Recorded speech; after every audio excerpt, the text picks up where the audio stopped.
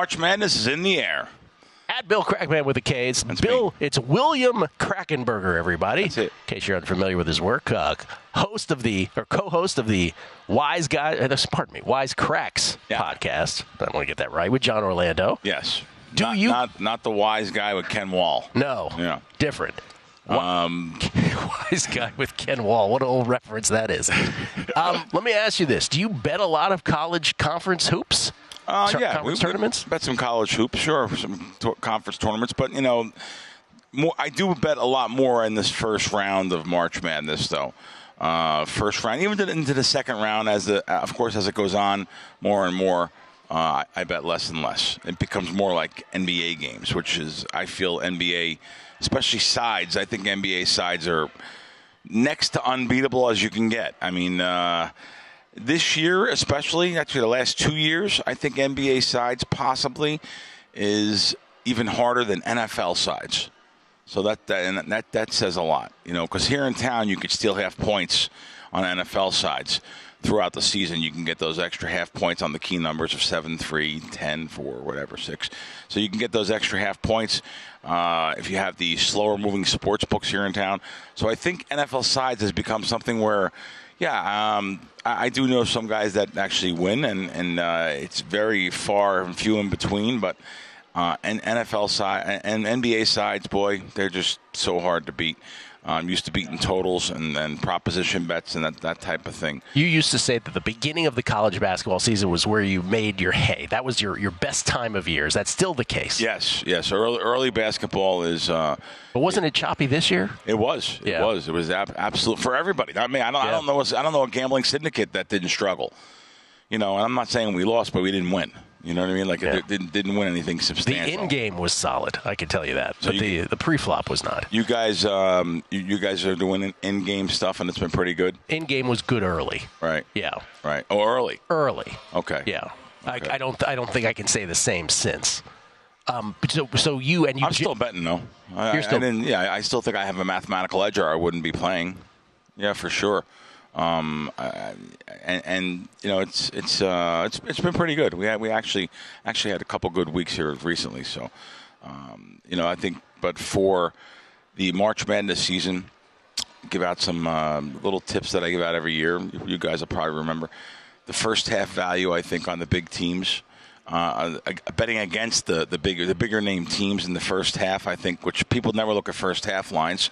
Who's gonna play. These small little conference teams that just barely got in 14, 15, whatever. So you're talking about big spread games. Yeah. Fade the favorite in the first half. Well, first off, first half's a pure number, unlike a full game number where there's a lot of garbage fouls in a full game. You're going to get a pure number in the first half.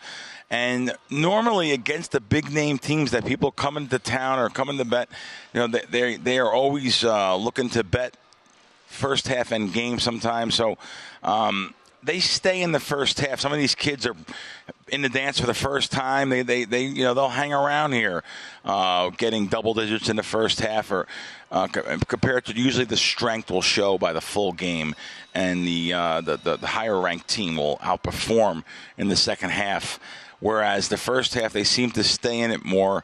The talent and the depth, like I said, normally does show in the second half.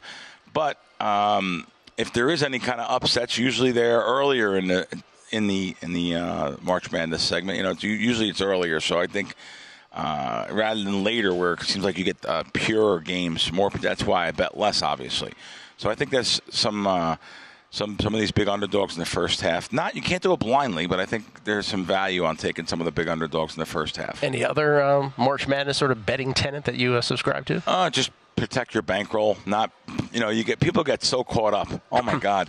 Even more than the Super Bowl. What about today? There's 50 games. All these games today. Right.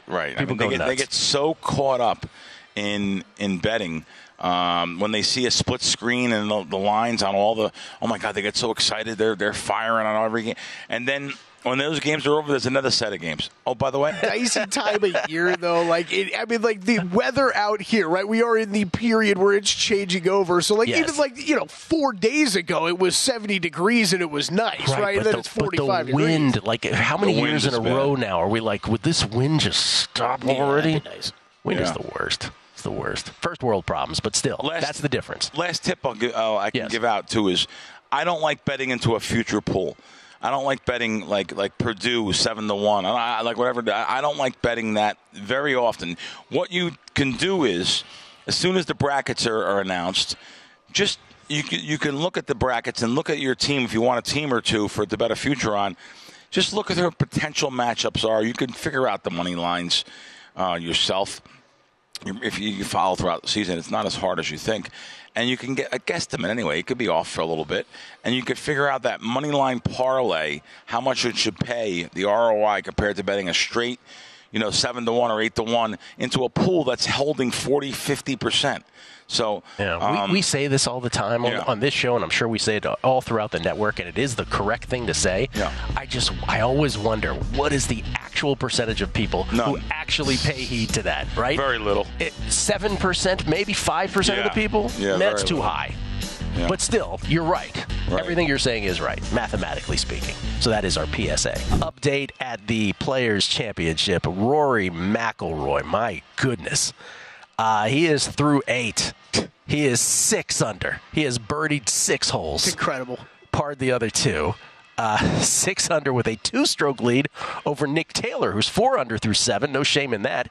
And your boy Xander amongst a group who are 3 back at 3 under, along with Ludwig Ebert. Yep. Chasing. Rory, who typically doesn't get off to hot starts, that is, and has been scorching. Yeah, a little flaky so far this season. 6 under through 8, a good start, Gill, as you said. Yeah. Take that every time. Pretty good. I'm just checking. Scotty Scheffler has yet to tee off. Has he? I don't think he started. Yeah, he hasn't started yet. I haven't seen his name up here. No, he's late. He's later 1:40 today. Eastern. So Rory just tearing up. By the way, he's playing on the back 9 to start. So holes 10 through 17, he's 6 under. I have, 4 first-round leader So wait, today? he just birdied the island hole then, right? The island green? That means he birdied the island I believe that's green. where I saw him tap in from. Yep. 17? This guy's killing it. Earlier, Craig, we were talking about Steve Fezzik. So when we started the show, we were talking about college basketball, the 3 auto bids that went in yesterday. We were talking about random stuff in college hoops, and I mentioned that our buddy Steve Fezzik had Villanova yesterday. Now, he famously, of course, had Purdue on the money line last year in the 16-1 game in the big dance against Fairleigh Dickinson. We all know how that ended up, Fairleigh Dickinson with the upset. And yesterday, he had Villanova minus 4,000 against 3-29 DePaul, rated 308th at KenPom out of 362 teams in D1 college hoops. And one of the comments I made was, all right, it's fine, you're going to make this bet. I don't know why you feel the need to announce this on Twitter, but yet he does, because that's Stevie. And you know a little something about this. Well, he texted me early in the morning and said, hey, can you bet this? He goes, there's a place in town that has this minus 38.5 to 1, minus 38.50. He said, this is a really good bet. And, he actually, throughout the season, I think we're 5-0, maybe 6-0, betting these type of bets. When he sends it to me, I'll bet it. And he said, we're going to lose one, but we're going to win 50 before we lose one, or, whatever it may be. And just like every season. Now, I didn't bet the Purdue bet, so. I was going to say, he's got to get 50 to make up for the Purdue at this point. Yeah, right? So we're probably like 6-0 giving me these. Yeah. By the way, minus 4,000 favorite Villanova, 24.5 point favorites. Unbelievable. Yeah. And let me tell you, God, came down to a 3-pointer with only seconds left. That's correct. And really, I'm sure he had a lot of money on this, probably 6 figures, which would have been detrimental to the bankroll. But you got to look at it long term. It's been mathematically. I've seen some of the sharper guys online saying that they thought this bet should have been 47 to 1, 48 to 1. So if you're betting at minus 38 to 1 or 39 to 1, Elihu Voistel came and said it wasn't enough of an edge for him to make a bet on. Right. And Elihu's about as smart as anybody. Yes. Okay, but here's my question. So when we have these conversations, there's nothing wrong with what you've said, right? Mathematically, it makes sense. Yes. But again, thinking about the average person who listens to content like that, right? Yep. So the average person is again, we're really close to the sun on this kind of stuff, as I like to say. We live in our little bubble of sports betting where that kind of thing makes sense. But to the average person who's listening, they're like, even though they can process that what you're saying is correct, literally, the notion that they would, the notion that anyone would, I shouldn't say anyone, but that anything more than the smallest percentage of people would actually bet in that same way.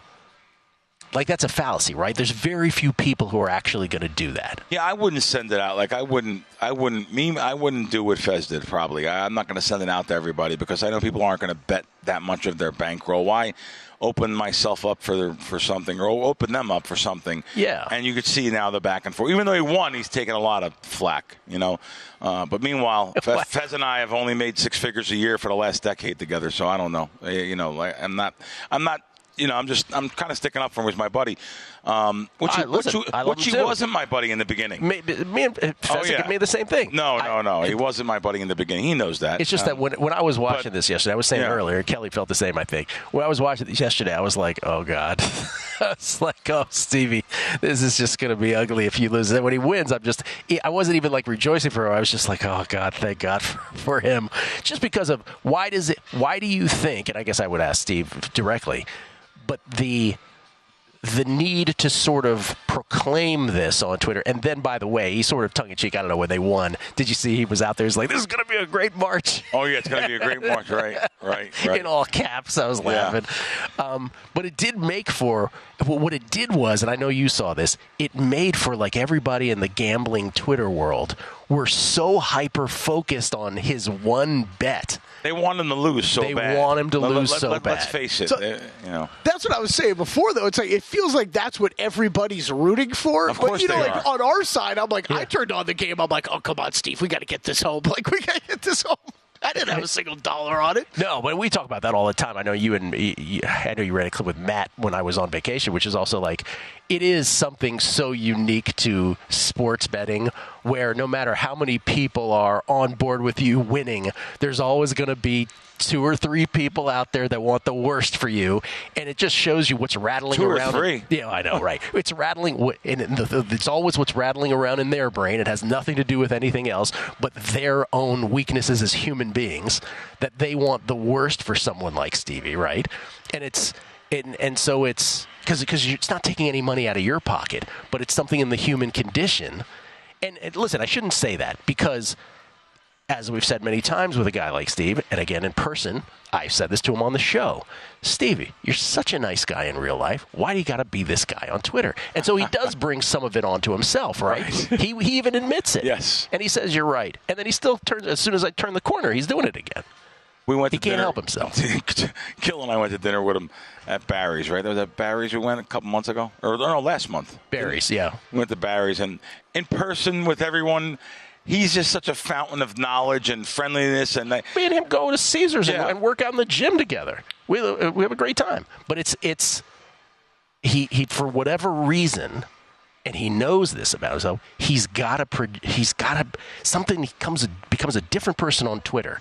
And so he does bring that, if he were to have lost that, part of it is his own doing, and he knows it's his own doing, that he's bringing that ridicule onto himself. Meanwhile, he's one of the sharpest guys. Yes. And one of the winningest gamblers, he's the best contest players that's ever been in Las Vegas. Not only that, he's the best radio you could ever have. He's gotten so much better. Oh, he's so good. That. I said, whenever you're on, you've gotten so much better. He's so good on radio. He's great. Patrick and Dustin have him on Sharp Money all the time. They've had a relationship for years. It's spectacular. Whenever he comes on this show, he is must listen radio because he knows his stuff. Absolutely.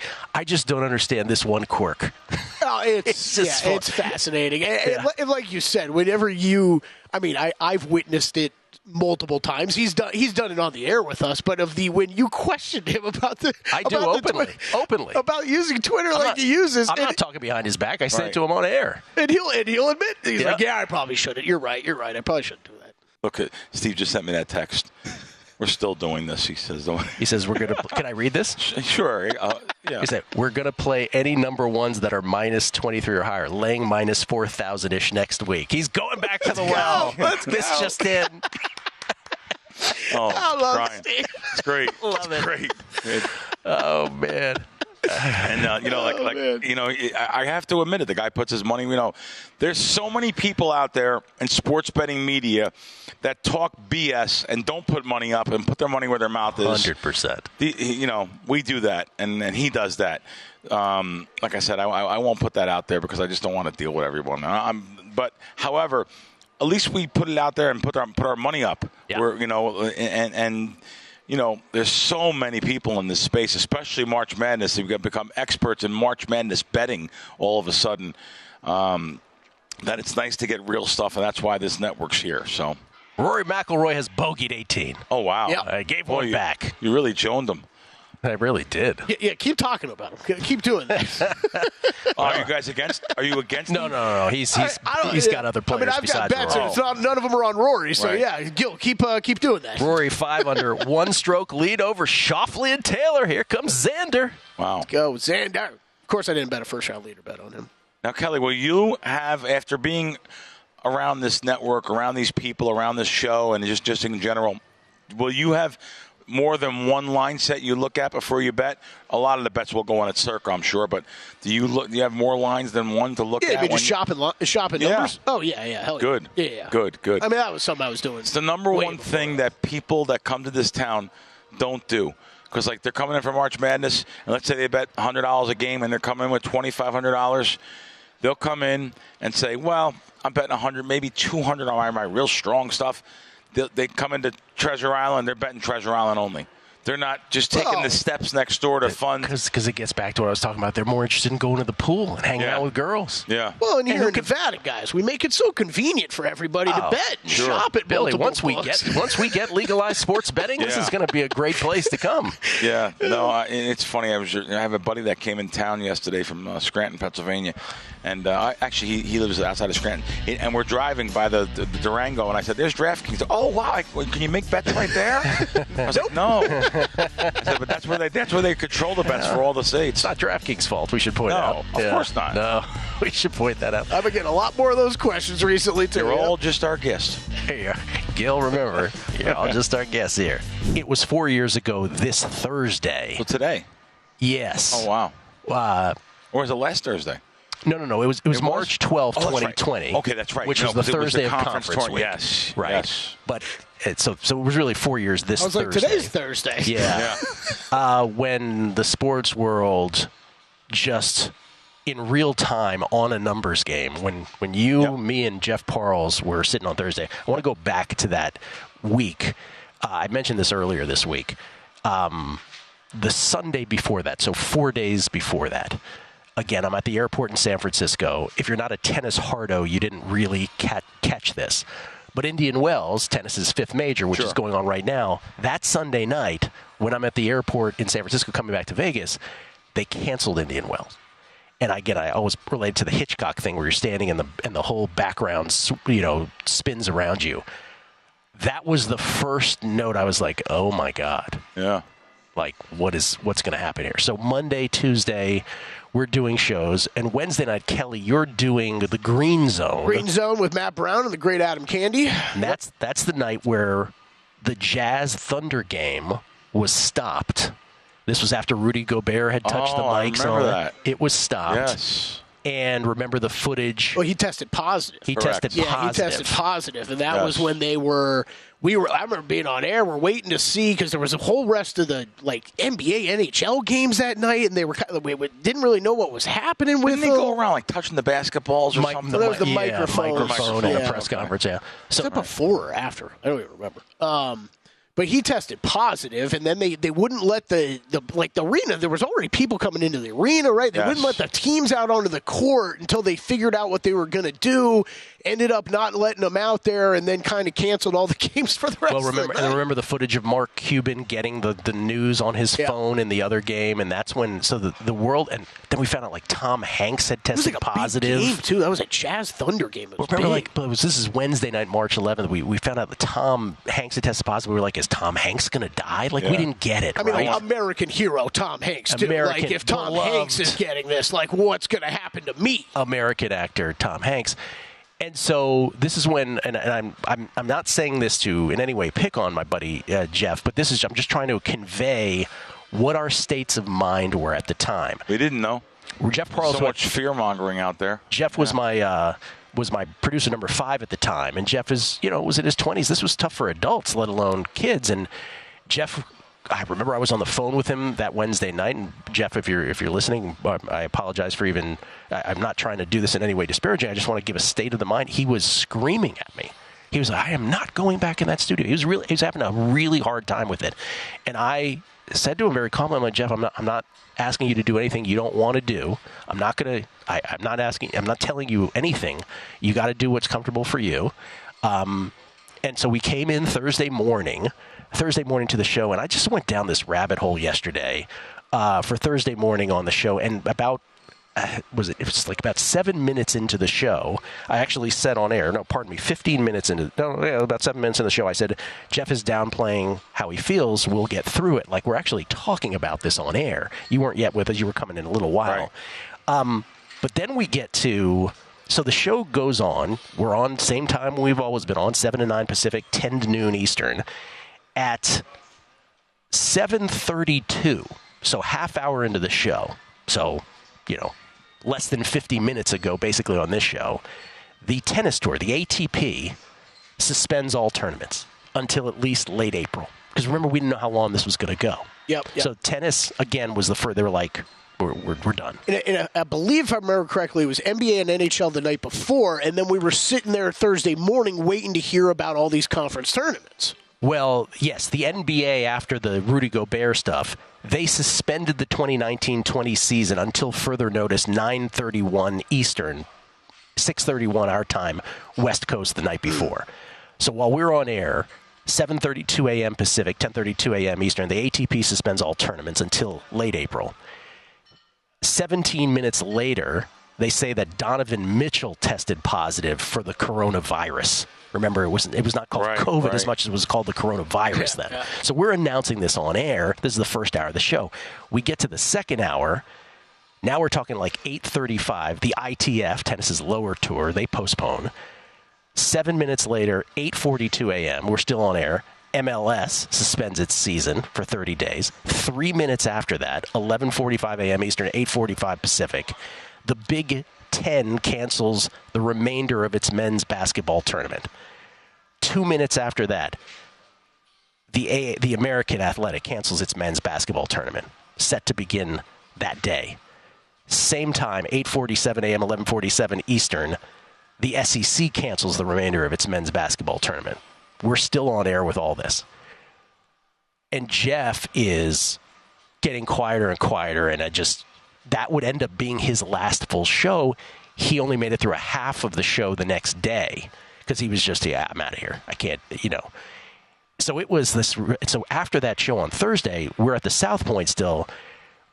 People are milling about. And so right after we get off the air, the ACC cancels, the Pac-12 cancels, the Big 12 cancels, the NHL cancels. So we always think about it as a college basketball thing, but we forget that it was a cavalcade of sports, one after the other, while we were on air and just after we were on air. Wasn't it like St. John's on the court? So yes, so we go out. After the show, we're just kind of milling about at the South Point, not really understanding like what in the world. So St. John's and DePaul, all these other conferences have canceled. And the Big East kind of didn't get the memo. Right. Yeah, that's what, yeah. And they play a first half of a basketball game. And Wishnev was reminding me of this yesterday because Todd was in his section at the South Point, the Todd Wishnev section at the South Point. And he said to me the other day, he goes, I remember what you said because he said out loud, we're both looking at the screen, he says out loud, he goes, wow, it's like everybody's going to have to sequester themselves or something. And I said to him at the time, I go, boy, this country's not going to like that. And he remembers that line, and that's what ended up happening. So then Saturday, I do my one-on-one with Alan Boston. We had a previously scheduled podcast from the South Point studio on Saturday. I do the one-on-one with Alan Boston. By the way, it's still available, where Alan famously, among all his other lines, says they don't make cocaine like they used to. That's all I remember from that podcast. Kelley had the pleasure of editing that together. podcast. Like a random 3-hour Gill and Allen Boston conversation to fit it into your show parameters. Took forever. And then I got on a flight to San Francisco. This is Saturday, and I'm thinking I'm coming back. Never came back. Wow. 4 months later, come back. Wow. Was it 4 months later? I think July I came back for like a few days, went back, and then came back August for good for football. It was unbelievable. But just think about that moment in our lives. The whole strip was dark. It was really unbelievable. No traffic nowhere on the strip. The casinos were all closed. I just feel that'll never happen again. Oh, it will. We don't have the stomach for it to happen again. Unless, God forbid, it was something vastly worse. Oh, sure. Yeah. It was wild. I don't know that I missed a day of work. Because we were... I did shows from San Francisco every day. We didn't miss work. That's what I just did them from there. Well, a numbers game went off air for a little while, right? Like a few weeks? No, I don't think so. It wasn't even that long? No, not at all. I did shows from, remember, really bad Wi-Fi in front of a bookcase. Remember everybody did their shows in front of bookcases for the next few months? We had Follow Money still in studio. That's why I was producing that then during the pandemic. And it was, as Bill, you're talking about, we would walk into the closed South Point every single morning. I would walk in there at 1 a.m. Wow. Nobody in there. All the security, they still had to have security there, basically just to let us operate. We'd walk in. Clearly, nobody ever thought when designing Las Vegas, like, what if we need to turn off power in certain portions never of the occurred to anybody. The casino lights are all on, all the slot machines are going on and everything, because I just don't think they can turn off sections of the casino. Anyway, I go through that all to say, let us just be grateful that the world is back to where we are, and we can enjoy all these sports today. The Earth is round again. Yeah, the Earth is back on its axis. Jesus. But that was 4 years ago today. I just said I haven't logged. It's just a nutty time. Surreal. This is from Michael Burns. I was at the South Point that day. My first bet was a halftime bet in that St. John's DePaul game. Really? Bet the ponies and table games, left back for St. Louis on Monday. Crazy 4 days at the South Point. Chris Heath, I remember listening to ANG thinking I didn't have to go to work that morning. I'm a high school teacher. And my 10-year-old daughter was homesick for a third day with a fever. After a couple conference games were canceled, we were all sent home. It was my livelihood at the time. That, ping pong, horses, and golf. Remember, ping pong became a huge thing at that time. This is from 3JackH3131. Vivid memories of 2020, sitting at a bar watching the NBA coming to a halt. Took the weekend off to bet college basketball and watch the first half of the Big East game. UFC was a saving grace during that time. Jesus. And did Bill say the world is round? What? Yeah. Yeah, remember that was funny. That was where Dana Young and UFC was like, nope, we're doing all these events, and UFC became the single biggest thing. I forgot about that. Didn't the UFC did it not stop? Not the really. UFC went right through. They did, but they were the first. They were like one of the first to come back. They were back real quick. Yeah. Technically they stopped, but they came back real quick. Yeah. Let me see. There's a question. Yeah, Larry reminds me they did the first one back was in Brazil with no crowd. Scheme A. Smith, coming to town next week for the tournament. Where are the best places to watch? I see most places are charging to get a seat. Yeah. Well, that's a great question. I just seen in the elevator here, there's a free watch party on the 12th floor. I was like, wow. Free watch party? Free watch party, 12th floor at the D. Oh. South Point has free rooms and that they have it. So that's a very good question because why do I have this disdain for charging for everything? Oh, buddy. I do. And everyone does it. I understand, but you're going to charge me to watch games. I'm going to pay for my food. I have to pay for parking. I'm paying resort fees. You want to charge me to watch the games? By the way, I'm betting the games. I'm giving you a percentage of the money anyway. I'm bothered by that. Meltzer, like Seltzer, Mark Meltzer, was on the Beating the Book Vegas Lifestyle podcast that we do annually between the championship games and the Super Bowl. Yeah. And so he's all over the prices of these things. Yeah. And if you go back, and someone actually took us up on it. They went back to like the first or second or third Vegas Lifestyle pod, and we're like, oh, yeah, you can roll to this casino and do this. It was like carefree. It cost you nothing. And then it started to charge over the years. Then it got a little more expensive. On the Strip, it is so ridiculous. It's just not I say this about everything in Vegas. I'm going to sound like I'm 95 years old, but when I used to go to rehab at the Hard Rock, if I put my towel on the lounge chair before everybody else, that was my seat. Party's over. Party's over, dude. Yeah, I mean the problem is when you're talking about an event like this, it's not only the charging, but it's you're trying to thread the needle between like, okay, what's not going to charge too much, what's not going to charge too much, and where am I actually going to be able to watch stuff comfortably without a billion people in my face all over, able to get a drink, that sort of stuff. All right, for free, you have to put up with that, and that's what I'm saying. Like you got to kind of decide where you're going to go. It's just funny that I took that elevator and I was like, wow, nice to having a free watch party. Yeah. So the free watch parties, I just gave you two of the places here, and then also over at the South Point, they have their watch parties, and I don't know if they're going to go. I think they do this from the Sweet 16 on. They do 105 juice. I'm not.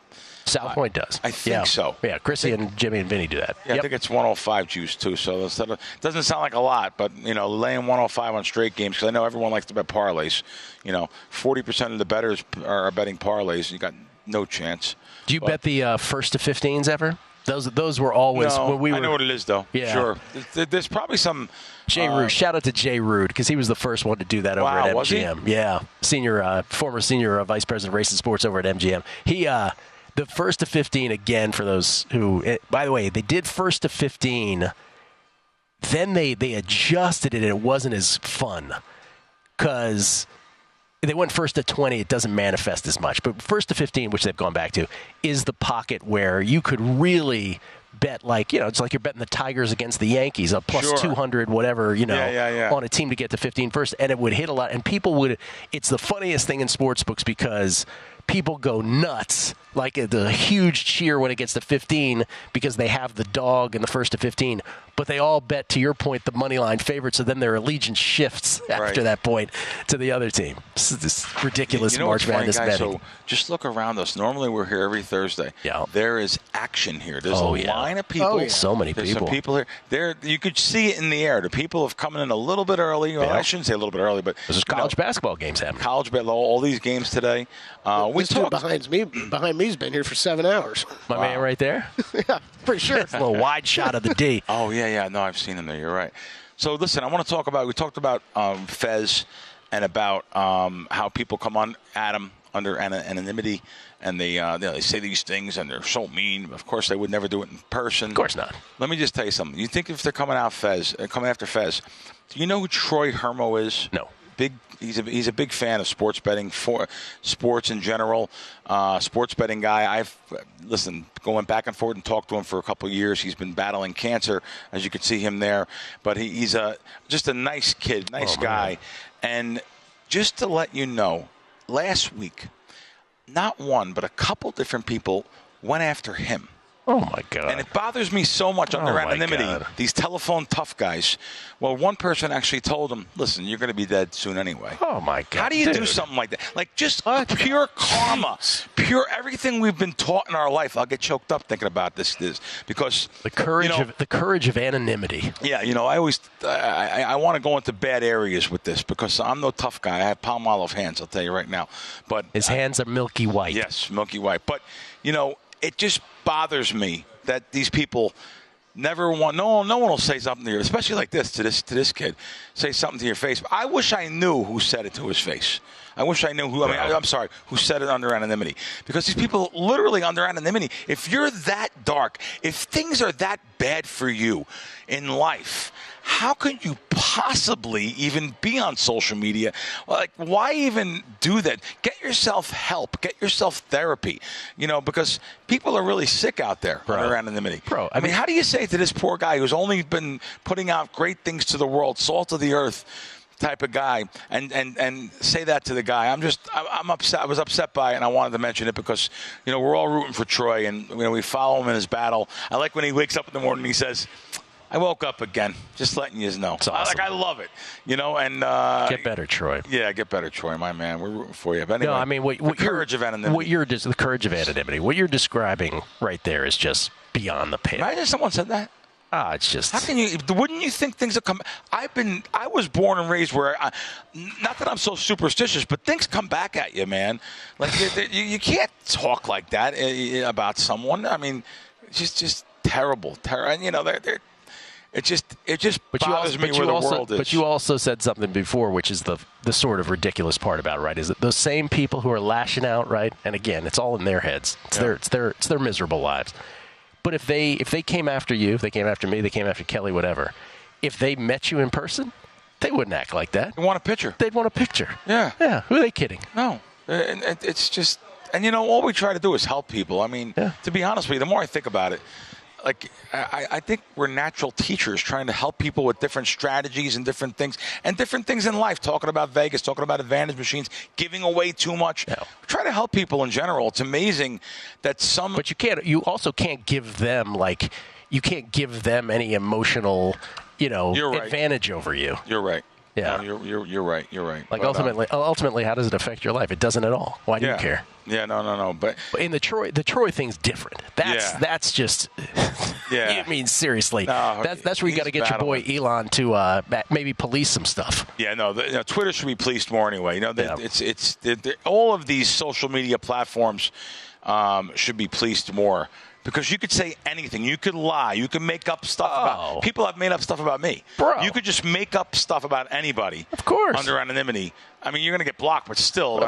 People do it in kangaroo courts in Nevada gaming, too. Believe me, it doesn't have to be on Twitter. No, it could be anywhere. You could just make up anything. And there's a percentage of the people out there that love to believe stuff. Oh, they love to believe They just love to believe stuff. It just shocks me. It shocks me. But imagine if you're like Kim Kardashian, right? And I know you have thoughts on Kim. Imagine if you're that level of fame. Yeah, sure. Right? Imagine the hate. If you're Taylor Swift beloved by America, but of course she's got like a percentage of people, like, for whatever reason they're jealous of whatever. Imagine being that level and that incoming, it's so much incoming that you just have to shut it off because you couldn't possibly process it. You got to shut it off. Yeah, you couldn't possibly process it because people are just. I don't respond to any of it. Well, just block and move. It's the famous. I don't even block anybody. I can care less. It's the famous. Block and move. It's the famous Wishnev line. The first time he was ever on a numbers game, and I go, "People suck," and he goes, "Oh, people, worst invention ever." Schauffele threw 11, Rory threw 10.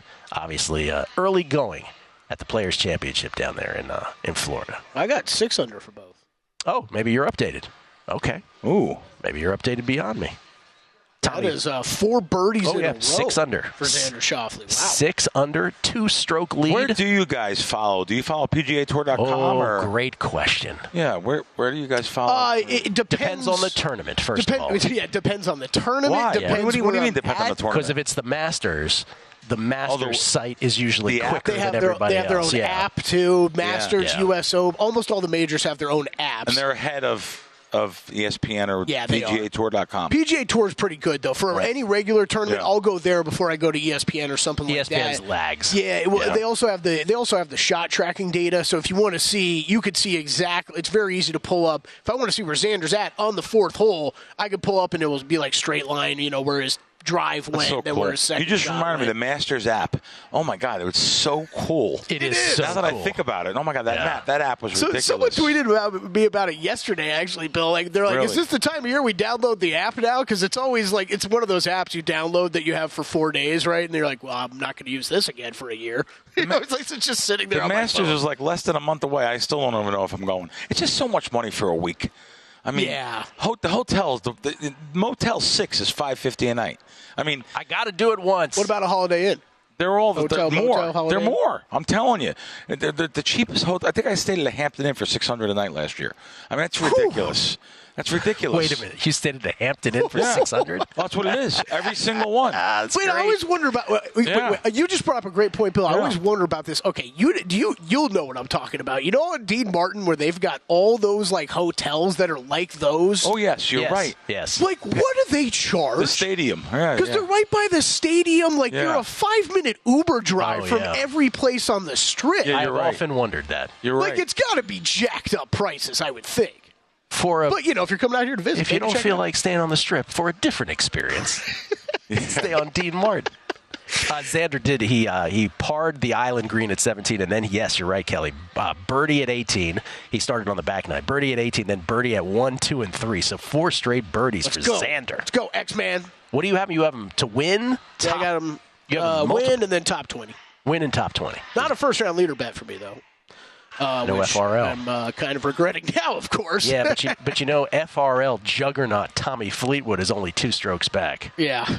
Well, there's Nick Taylor too. Nick Taylor, who the number one guy on tour that has seemingly won 10 times more than he actually has. I feel like he wins once a month. I'm pretty sure that's not accurate. Not accurate. Not accurate. We get tweets at Beating the Book. Jordan Pagel. Think we all have those few events in our lives where we can remember exactly where we were and how we felt. I think for sports fans and those who love college basketball in particular, that feeling we had 4 years ago will be one that never, ever goes away. I agree. Charles in Connecticut. I remember your show that Thursday in March 2020. It was a really great listen as you guys humanized coming to grips with the same thing we were all coming with that morning. Thank you, Charles. Billy, you were with us that morning. With you. Yeah, that was amazing. People tweeted us often about this, Gill, but I don't know if everybody understands how much we use this as an escape too.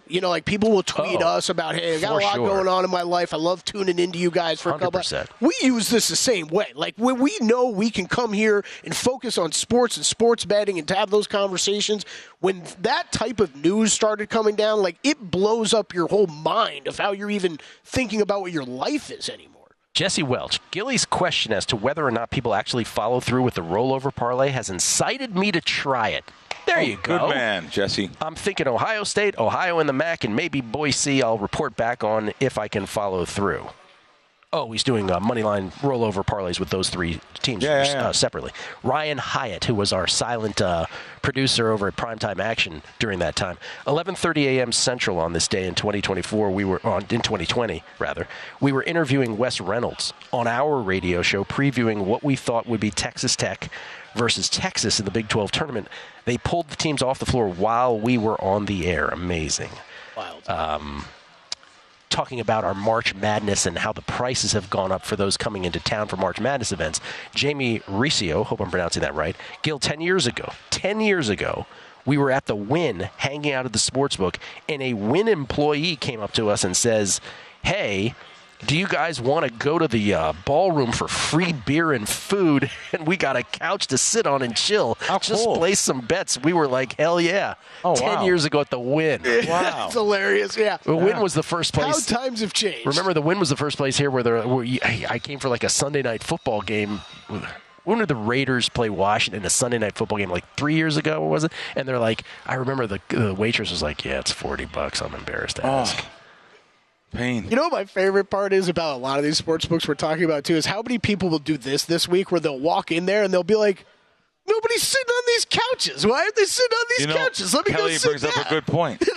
They're always empty. They were always empty. They're always empty. Yes, they are. Yeah, because it's $1,000. Why are there 200 people standing behind at the bar when these couches are wide open? Right. And then sit down there and see what happens. Yeah. Right. I want to ask you something that's off the topic, though. So I seen this New York Post article yesterday. It came out. The average American spends over $2,500 a year eating out. Oh, I'm way over. A year? I'm way over. What? Who are those lucky people? I am lucky. 2,500? So now I want to tell you now. Are you kidding? Because I know people go out to dinner for birthdays, anniversaries, special dates. I go out because it's a Thursday. But I want to ask a question. Are we living an unusual life because we're in Las Vegas? Yes. $2,500. I get away with a month. I'm happy. Bro, I live in the middle of the Strip. How weird is that? This is why I'm saying it. You live there $2,500 a year. A month. That wouldn't be a bad month. I'm telling you right now. I have months where I spend $5,000. So right, exactly. $2,500 a year eating out, and I'm thinking to myself, it's just because of where we are. Yeah, it's just where. It's totally. Well, it is. If I was living in Florida, if I was living in Florida, I'd be spending that much at least. Would you? Yes. It depends. Do you have a wife and kids, and you make food at home, and you eat at home together as a family? It's different. I guess that's. And again, booze. You guys don't drink. We don't. That's that adds up. You go out, you start drinking with people. Yeah. 25. I love that Bill was amazed by this number. You're right, though. That is a year for us. It's New York Post. What? Yeah, and you said it though. Good for those folks. Great for those. Yeah, people. I wish I was like that. Yeah. But I think living in like Vegas or maybe even Miami or Los Angeles, New York, I think that doesn't count. Well, then again, this is a New York Post article, so. But I wanted to ask because I shouldn't ask you. You live right on this strip. You have right downstairs. You're going to spend money. But Kelley, yourself too, right? You go out to eat. Yeah. You spend money. Yeah. I don't like cooking home. First of all, I really don't know how to do anything. I'll be honest with you. I make about 4 dishes pretty well. Coming from the old-fashioned Italian mother, my cousin Chris, God bless him, he wrote down every recipe. I have problems with macaroni and cheese. I just forget it. But it's also if you have your wife, but if you're making food, it's tough to make food for one. It, right? Unless you're Matt Brown, who's like very specific about what he's going to have for the week, and he prepares it, and he's But I'm not that guy. Yeah, I'm not that guy. I'm just not that organized. Like I said, when I seen it, I was just like, I know living in Las Vegas, there's no way, the average Joe's even to spend $2,500 a year. It's got to be more. It's got to be more a year. So. If you think about that, though, if we go to the right restaurants, you can get $2,500 pretty quick. You really could. I've had 2-person dinners that have hit 4 digits here. No, it's before. crazy. Yeah, it's crazy. And if you drink, if you're a drinker, a couple bottles of wine. I'm thinking of starting drinking too. So, but like, we went to that. What's the Italian restaurant? Carbone. Carbone. Yeah. You go to Carbone with a bottle of wine, just like even 2 of us, it's going to be $1,000. Oh yeah, it's up there. Yeah. So. When my dad was in town, I went out there there was probably 5 of us. That tab was that much. It was that much. There was 4 or 5 people. Stat of the morning. Vegas, baby. Vegas, baby. So we're complaining. I mean, we're talking about. Just think about the kind of money it takes to come on a Vegas trip now. There's no more no-frills Vegas trip. You have to pay to watch games. You're going to pay to. By the way, we do have some of the greatest restaurants in the world in this town, too. So, but you don't have to do that. You can go to other things. But still, it's $10 for a cheeseburger. I mean, it is what it is. But not trying to be negative on anything. I think it's one of the greatest towns in America to come to and spend a weekend or something. Like, especially March Madness. To see March Madness in Vegas, oh, my God. Remember the first time you were on my podcast? It was over a decade ago. It's like 2011. Yeah. And Bill Krackomberger goes, Gill, it's like they put a big funnel on top of Vegas. And all the trash. They lifted the whole entire United States and just shook. And when anything, the garbage fell to Las Vegas and also Florida. Great moments in podcast history, including Alan Boston's quip from earlier.